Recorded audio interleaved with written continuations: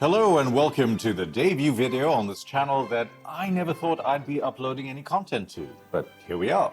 Who knows? This could be the start of something. For those of you who know who I am, thank you for searching for and/or clicking on this video. For those of you who don't, allow me to introduce myself. My name is Imraan Vagar. I'm a South African television producer, director, and once upon a time host, perhaps best known for my work on Eastern Mosaic, one of the longest running magazine shows on South African television. My first passions in life were art and design, so before broadcasting in my past life, I also found myself in the business of high fashion, or haute couture if we're being grandiose about it, but that was a long time ago in a galaxy far, far away. So long, in fact, that were it not for pictures as evidence, I might have believed you if you said it was all just a dream. I don't know who that guy is, but man, look at all that hair. These days, I continue to dabble in broadcasting and design, but most of my time is spread between my multiple roles as restaurateur, property developer, photographer, writer, and blogger. Speaking of, I had originally intended publishing this coming out story to my personal blog, An Examined Life. In fact, I'd spent months working on my magnum opus and was ready to finally smash that publish button, as the kids like to say, until I glanced at the page count and realized that the piece had eventually ballooned to an eye-glazing 90 pages in length. And I get enough flack as it is from some of my younger readers and followers who bemoan the fact that while they certainly enjoy my articles and find them to be fascinating and insightful when they get into them, they're initially put off because the blog posts at first blush are very much on the TLDR side. I get it. Nobody reads anymore. Attention spans have shrunk and blogging is so 1999 anyway. Most of us would much rather consume our media and content in a passive way, like via a podcast or YouTube clip while we get on with other things instead of actively staring at words on a screen while we tune out. I hear you. So, I'm taking to this video format in the hope that my message might be more accessible and digestible this way, and perhaps narrating my coming out journey in person might lend emotional resonance to the story and make it feel more heartfelt and sincere. Now, I'm well aware that YouTube is awash with coming out stories of all stripes, and frankly, I had neither the interest nor the desire to toss my hat in the ring, so to speak, especially being as long in the tooth as I am. I mean, who gives a flying fuck about the coming out story of a craggy middle-aged fart from the 70s, right? But I'm actually engaging in this coming out story exercise at the very specific request of scores of deeply closeted young South African gay and bisexual men, mostly of Indian origin, who reached out to me via social media. I should add that these were mostly millennial and Gen Z men who had grown up watching me on television as starstruck kids and teenagers and had, in their own words, admired and looked up to me as a public figure, especially since there was precious little Indian representation in mainstream South African media at the time.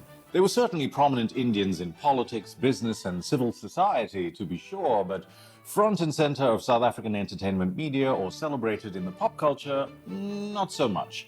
The white gatekeepers who still controlled mass media at the time, after all, were the ones who got to set the discourse, shape the culture, and decide who was eligible or worthy of being elevated and anointed to so-called celebrity status. And ethnic minorities were conspicuously absent from that top-tier glittering hall of fame. Because we lived in a systemically racist society where South Africans of Indian origin represented the smallest population group, we were otherized, marginalized, and almost entirely invisibilized by the establishment media of the era. This, by the way, is a phenomenon known as symbolic annihilation, coined by American journalist George Gerbner in 1976 to describe the absence of representation or underrepresentation of a group of people in the media on the basis of race, gender, or sexual orientation, which in turn propagates social inequalities. Because of our social and cultural irrelevance, Indians couldn't even get a foot in the door of that elite world of entertainment media, much less be allowed a seat at the table. In fact, I would argue that not much has changed since then. To paraphrase the late, great George Carlin, it's a big club and we ain't in it. Worse still, the very rare depictions of Indian people that did exist in the mainstream media were rife with all kinds of lazy, cringy, and frankly harmful stereotypes. We were constantly orientalized, homogenized, and painted in a single broad brush as being provincial, traditionalistic, and gauche. But when I broke into entertainment television, quite by a long shot, mind you, the way I showed up in the world seemed to push back against those cliched assumptions and challenged the media's lazy narratives about Indian people, prompting even members of the mainstream press to reach for flattering descriptors like polished, debonair, eloquent, and sophisticated when describing my on-screen persona in interviews and articles. By the way, this isn't me bragging here, it's actually an indictment of legacy media's ethnocentrism and the exclusionary nature of the entertainment industry, especially when it comes to minorities. South Africans love to lean into the whole rainbow nation rhetoric and pat ourselves on the back for our multiculturalism, but we all know that when it comes to representation, our popular media reflects more of a monochrome. Let's not kid ourselves. Not to belabor the point, but prior to my debut in 1998, again purely by a twist of fate, there had actually never been an influential Indian or Asian male anchor or host in the entertainment and lifestyle genre on television before. So my ascent to the mainstream, while co-hosting a prestige piece like a glamorous primetime magazine show, was a source of pride and a pretty stan-worthy big deal to these men when they were kids. And while I'm really not comfortable with taking on the mantle of role model, because I think they can be extremely problematic, I humbly acknowledge that representation matters, and that for these men, my flying the flag, so to speak, of South African Indian identity on the national stage boosted their self-perception and was apparently deeply affirming, empowering, and aspirational. I won't get into the how in this video. You can read about it on my blog. I'll leave some links in the description below. But when they confirmed that I was gay myself, these once boys, now men, flooded my inbox with a ton of questions, the most frequent of which was, what was your coming out journey like, especially with regards to your family, and do you have any advice in this regard? An understandable question, considering how central family is to Indian people. Of course, families are important to most folks, but it really isn't a stereotype to say that Indians are especially big on joint families that sometimes involve 3 to 4 generations all living together under one roof or in close proximity. Though we are by no means unique in this regard, of course. The upside of this, these families would argue, is that it fosters and preserves social and familial bonds and support structures and cultivates a respect for tradition and a reverence for one's elders. All fair points. But the downside, I would argue, is that it tends to result in these families being more insular, anachronistic, and especially resistant to change. They also tend to be collectivistic, meaning that the protection of the interests of the family, their name, reputation, or honor are all prioritized over the needs of any individual within it. And if that individual happens to be gay, then their authentic selves are suppressed or self-suppressed so as not to invite shame or negative scrutiny from others, lest they should befoul their own nest. It's the age-old case of, what will other people say? Also, and this again is by no means unique to our culture, but Indian parents are notorious for guilting their kids from a very early age into feeling deeply duty-bound and beholden to their parents for the gift and sacrifice of having brought them into the world and raised them, as if the pleasure and joy wasn't at all mutual. Independence and independent thinking are not encouraged in the children of such families, so generations worth of inherited groupthink are simply passed down and never questioned or challenged to be in accordance with the present-day consensus. New ideas and alternative ways of living and seeing the world seldom penetrate these psychologically and intellectually walled-off spaces, and when they do, they're often shut down or punished as heretical. It's like living in a self-reinforcing echo chamber or feedback loop in which the family hive mind closes ranks to keep out any dissenting views. And if the insistence on fealty, loyalty, and obedience is drummed into children over and over again, that programming or indoctrination can infantilize them as adults, preventing them from challenging their parents' authority or exercising self-determination and their own autonomy. I mean, forget about the whole gay thing. I've known so many straight Indian guys who were too chicken shit to tell their parents that they were involved with women who were not of their family's faith, never mind of a different race.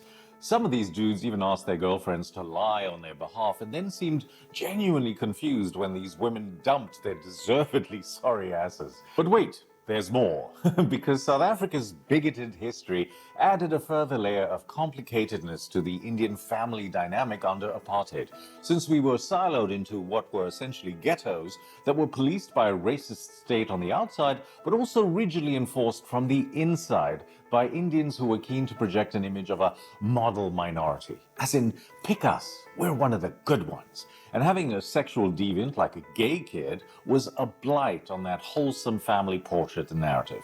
And so the pressure to toe the line and stick to the family script, or let's face it, glowing press release, can be so intense that many gay Indian guys I knew growing up entered into sham marriages with women with their families' full knowledge that they were in fact gay, as if these women were merely props and window dressing to be used as a cover to throw other people off the scent. What's worse was that these guys were still hooking up with other men on the down low, putting themselves and their unsuspecting wives at risk of contracting STIs and STDs like HIV at that time.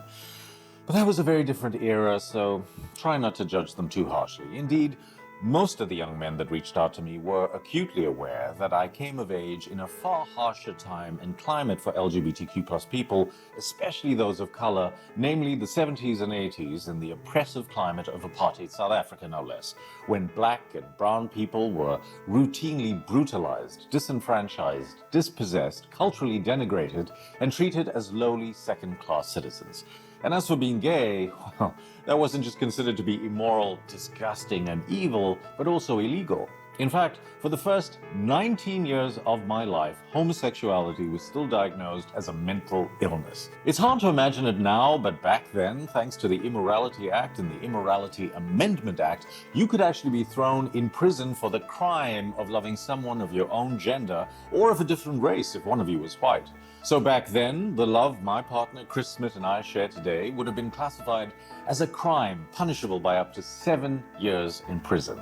Just think about how absurd that is for a minute.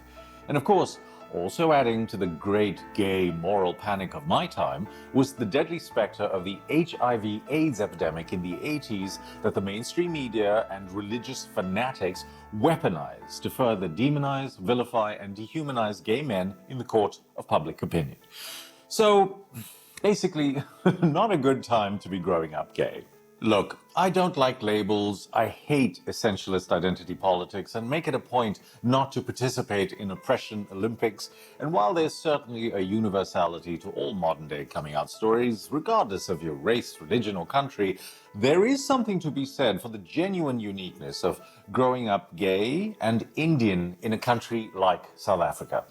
It's difficult for people who haven't lived that intersectional experience to fully comprehend the enormity of the minority stress and internalized oppression that results from being doubly persecuted and downtrodden as both a sexual deviant and a member of a disfavored, undesirable ethnic minority under a dominant, hyperpatriarchal, heteronormative, Calvinistic, white supremacist hegemony. Say that 3 times fast. And don't even get me started on the homophobic legacy of British fucking colonialism that continues to stubbornly persist in India and Indian diaspora populations around the globe, even in so-called westernized modern countries, not to mention South Africa itself. In fact, nearly 2/3 of countries where it's still illegal to be gay were under some form of British control at one point in time. When are you people going to boot your white masters and colonizers out of your head? Come on, it's been over 75 years and you people are still dancing for the man. It's so pathetic and embarrassing. Go do your research on the harmful legacy of British colonialism and the planting of the poison seeds of sexual repression and homophobia in the countries they plundered and looted, and trust me, your blood will boil. They didn't just build railways, you know. All that gutter depravity and avarice was sanitized and whitewashed from the history you were taught at school. Those entitled, marauding, and frigid assholes shamed your people for their sexual permissiveness and foisted their prudish, Puritan beliefs onto them, and they in turn internalized that stick-up-the-arse mentality and passed it down and sold it to you as your culture. They were hypocrites too, since Queen Victoria, do as I say, not as I do, Empress of India, was a raging horn dog who famously loved sex, booze, and drugs. When they get it on, they're just being raunchy and naughty, tee-hee. But when we do it, we're primitive savages, breeding like rabbits, as history's darling Winston Churchill is said to have put it. So snap out of it. These people weren't your ancestors. These people were. Our peeps were flying the freak flag of sex positivity and gender fluidity long before it was even a thing. So own it. Be proud. Anyway, simply put, my time was a perfect storm, or rather perfect shitstorm, of hostile, racist, anti-gay sentiment to come of age in. And I guess these young men figured that if I'd survived all that and emerged on the other side, surprisingly self-assured, successful, proudly out, and in a healthy, loving gay relationship, then the story of how I got here might offer them a roadmap on their own journey, or at the very least, some cause for hope, as cheesy and trite as that sounds. For the sake of expedience, I'm going to be referring to these men as my pen pals from now onwards. It's just less clunky that way. But before I get to my story, there are some caveats or disclaimers I have to get out of the way first. Please bear with me. Heads up number one. You might have gathered that this is not going to be a single short video. Instead, this is the first of a 7-part series of narratives, but I have time-stamped and ordered them into a playlist so you can jump to the bits that are most relevant to you. But I humbly request that you finish this introductory video first because it will help to set the tone and tenor for the rest. Now, I know that data or data is expensive in South Africa, so some of you might be put off by the duration of these videos, but I'm a huge fan of context and nuance because I believe they add layers of background and appreciable value to the storytelling process. I could have just narrated my various coming outs to my loved ones in a bullet point grocery list form, but to me it would have felt toothless and kind of self-indulgent. If I'm going to do this, then my aim with these videos would be to offer people who are contemplating coming out useful tools to help them navigate that process. My hope is that these video deep dives will help fortify and prime them for that leap of faith, if they should ever take it. And besides, my pen pals specifically asked that I not spare them any juicy or scandalous details. On that subject, heads up number 2. These videos are not going to be appropriate for children. I'm going to be dropping some pretty based truth bombs and definitely a few F-bombs in this very candid, unvarnished account of my background, childhood, growing years, and family dynamics that might surprise and I dare say even shock some of my former viewers, so buckle up. And trigger warning, if you've endured any adverse childhood experiences or ACEs as they're known, and by that I mean any trauma, domestic violence, neglect or abuse, especially of a sexual kind, then please proceed with caution. Now, to be clear, I'm not telling you all of this to be deliberately provocative, clickbaity or spicy to get more eyeballs, nor am I trying to throw shade or blame or shame my family or embarrass any of them with the telling of it. I'm simply employing my personal experiences and perspective in the service of others out there who may be going through or have gone through something similar and might perhaps take comfort in realizing that they're not alone and, more importantly, that these painful chapters and events are in fact eminently survivable. I'm all for transparency and keeping things real because I know from personal experience that opening up and making myself vulnerable provides much needed validation and relief for some people, and in many ways it frees them or gives them permission, if you will, to confront their own truths so they can begin the process of their own trauma healing. Frankly, I think discussions and conversations like these should be normalized in our culture, so this is part of my contribution to that effort. Now, having referred to sexual assault, I realize that these videos will likely be suppressed or buried by the infamous YouTube algorithm, so please engage with it, like or even dislike, comment and share it so that it reaches as many souls who might benefit from it as possible. I won't ask you to subscribe to this channel because I don't know if my schedule will allow me the time to create more content like this, but if these videos really resonate with you and you feel like you might benefit from more like it, or if they leave you with more questions than answers, then please do let me know in the comments below. I will be reading them personally. Speaking of comments, here's heads up number 3. Folks, I feel like I need to preface this story with a brief explanation of how I'm wired. I'm fucking old. Now, I realize that being in one's 50s is not considered old nowadays, but I'm not referring to biological age anyway. By old, I mean I've been through the mill and I am all bullshitted out. For the past 20 years of my life, I've been in the emperor has no fucking clothes, can we just cut the crap phase of my life. I've never met an elephant in a room that I could resist calling out, and on subjects that I feel passionate or principled about, I speak my mind plainly and unambiguously. There are some who consider me to be a little too pointed and forthright, and I've even been accused of bearing an arrogant or superior attitude. If that's your read of me after watching these video essays, you're welcome to it. But understand that I make no apologies for my candor or honesty. I'm never impulsive, and I always aim to act in good faith, but I don't hold back or censor myself if I feel strongly about something that I think merits addressing head on. To me, it's like a PSA or a duty to warn. In fact, speaking truth to bullshit is one of my favorite things to do. And this invariably ruffles the feathers of two kinds of people. The first are the ones who try and shut down dissent or heterodox views from dissidents and agitators because they like things just as they are and they have a vested interest in maintaining the status quo. In other words, they benefit from having nothing fundamentally change, so anyone who advocates for it is viewed as a threat. The other is a type of infantilized adult who's exceedingly idealistic or romantic and incapable of nuanced critical thought. Their tendency is to pedestal their families, particularly their parents, who they'll often mythologize as these unimpeachable avatars of morality, just definitionally right all the time and above legitimate critique. These folks also tend to be very dewy-eyed and low information, preferring to stick their heads in the sand rather than confront reality. They'll often accuse people like me of being cynical when I point out certain unpleasant truths about human nature and the world we live in. Nonsense! The system's not corrupt and broken, they'll protest. It's a beautiful world and people are fundamentally decent and good. You just have to put more faith in people. And then they'll turn around and warn their kids not to talk to strangers. The cognitive dissonance and denialism is both fascinating and exasperating. Listen, of course I don't have a problem with people having a positive outlook, but I don't countenance rainbows and unicorns type magical thinking because illusions are dangerous things in this uniquely precarious phase in world history. But if you insist on living in a fantasy land, then have at it. But then you must spare us your half-baked, uninformed opinions and excuse yourself from the grown-ups table to go play with the other kids. Anyway, I find that both these types of people are especially triggered by whistleblowers and truth-tellers like myself, and they'll invariably ad hominem attack us as a convenient distraction from an inconvenient truth.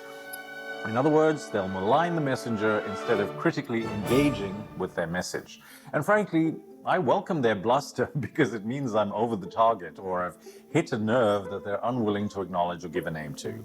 One of the many perks of having a healthy, robust self-esteem is that you don't need people to like you. In fact, you have the courage to be disliked, and there is enormous power in that. In fact, I find it's actually a superpower in a world full of people desperately trying to curry favor and seek external approval and validation. Now, don't get me wrong, I don't go out of my way to deliberately antagonize people, nor do I get off on pushing people's buttons, but I've amassed enough self-worth and social capital in my life to be okay with folks being pissed off with me for speaking my mind, or the need to cast me as the villain or the bad guy in an effort to avoid owning up to their own shit. Because I choose authenticity over popularity or trying to be the proverbial nice guy. And I can tell you from experience that those two qualities of authenticity and popularity are often mutually exclusive in this bullshit, posy, fake it till you make it, clout-chasing whorehouse of a world we live in. Also, try being a public figure for 30 years, folks. The sheer volume and intensity of the feral abuse and hate that gets projectile vomited onto you on the daily would make even the toughest of Twitter gangsters fold quicker than a cheap lawn chair. kids. I'm so thick-skinned, I'm basically bulletproof at this point, okay? So a friendly heads up to you folks. This is not going to be a warm, fuzzy kumbaya telling of my journey. Shit's about to get real, as the kids like to say. So if you're one of those toxic positivity or incurable, look on the bright side types, that is the kind of person who constantly tries to find the positive in absolutely everything and puts a cheerful, eternally hopeful and optimistic spin on things, in a way that ignores or obfuscates what's self-evidently fucked up or wrong in our world, then please beware that I don't take kindly to moralizing sanctimonious folks who gaslight and invalidate people who've been through genuine trauma or abuse by shaming them for having the wrong attitude when it comes to their legitimate pain. Now, of course, I'm not referring to that whiny friend or relative we all know who loves to wallow in their own self-pity and is always bitching and moaning about their problems, usually the same ones over and over again, because they love the drama or derive meaning and purpose from casting themselves as the permanent victim. No, you're welcome to tell that person to get over it. But genuine survivors of big T trauma don't need you to fix them or finger wag and deny their reality with condescendingly glib hallmark platitudes and canned remarks like, come now, try to be more positive, or you should be more grateful, things could be so much worse. Or when it comes to family, you know, blood is thicker than water and you only get one parent, and think of the sacrifices they made. Just spare us all that smug, self-righteous virtue signaling, because two things can be true at once. Yes, your family of origin may genuinely love you and have the best of intentions, but they can also cause you a world of pain, hurt, and psychological scarring with their ignorance, ahistorical cultural indoctrination, bullshit social conditioning, and blinded self-interest. Families fuck up and hurt each other all the time, baby. We're only human after all. In fact, I would argue that the emotional wounds inflicted by your family can cut so much deeper than that of the strangers, because these are the people who are supposed to have your back, not drive a knife into it. Just when you need an ally the most, they can reveal themselves to be the worst traitors to your cause. And the sting of that betrayal can be devastating and haunting for members of the LGBTQ+ community. Like I said, I'm not into blaming people because I don't think it's kind, helpful, or constructive, but I do believe in personal responsibility and answerability from grown-ass capable adults. You don't get a free pass just because we're family. Now, if I've hit a nerve and you're feeling a little defensive at this point, please understand that I'm not trying to attack you. I'm actually trying to educate you because, believe it or not, I used to be one of you. So I know you folks genuinely mean well and you think you're helping. But as difficult as this may be for you to hear, you're actually part of the problem. Because without even realizing it, you wind up serving as apologists for and enablers of the most toxic behavior and abuse, running cover or carrying water for the worst kind of actors. It's a lot like when folks shame female rape victims by scolding them for asking for it because of how they were dressed, instead of directing their righteous ire at the rapist and addressing the toxic culture that produces people like him in the first place. Or as Dr. Ramani, one of my favorite YouTubers, once put it, yeah, he punched you in the face, but did your face have to be there?